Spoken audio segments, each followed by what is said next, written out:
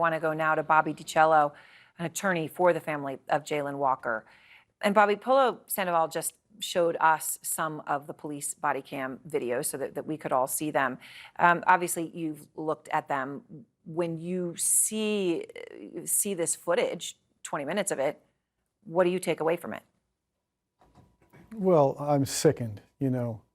I love my clients. I love these people. If you spend just 10 minutes with Jada or Pam, you find people with real heart. They're salt of the earth folks from Akron, Ohio, that were raised and proud of raised in and proud of their city. It's devastating to see a young life taken in this rabid, crazy way.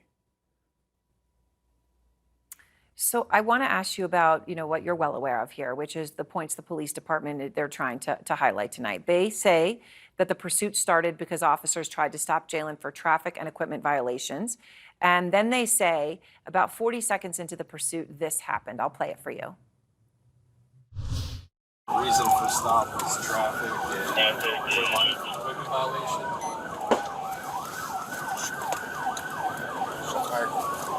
Okay.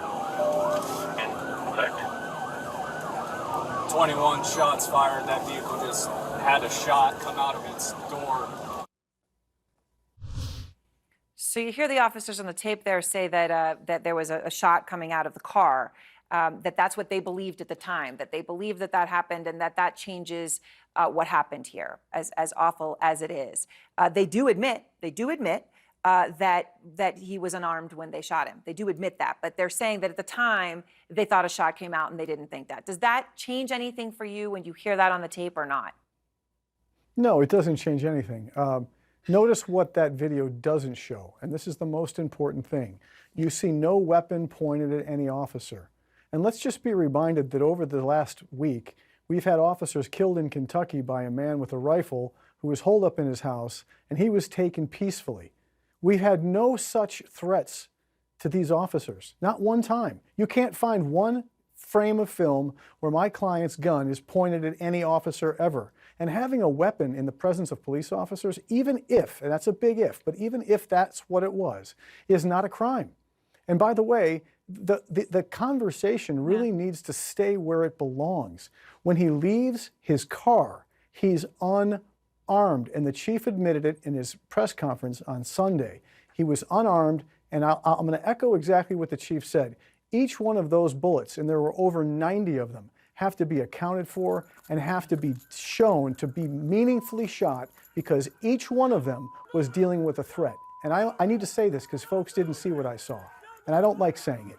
But you know what? His body moved as it laid on the ground as they continued to shoot it.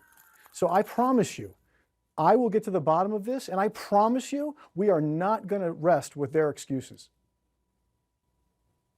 And I think it's really important what you're saying, Bobby, so I want to give you a chance to explain. You're saying that even if there was a handgun and loaded magazine in the car, which they're saying there was, and they're saying there was a shell casing consistent with that gun retrieved near where that shot that they thought was fired happened. They're saying that's what they found as well. But you're saying none of that would be relevant to the outcome here and to the use of force that they then applied on him, correct? That's absolutely right. Look, there are countless instances in training and in history and in videos, you can find them online, where people have weapons with them and they are not shot 90 times. And by the way, my client didn't have any weapon on him.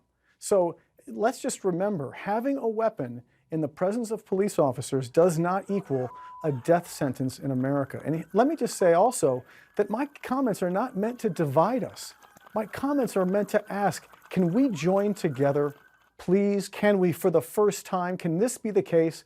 Can we join together as Americans and say, Black lives do matter, and that Black lives should not be taken in this way?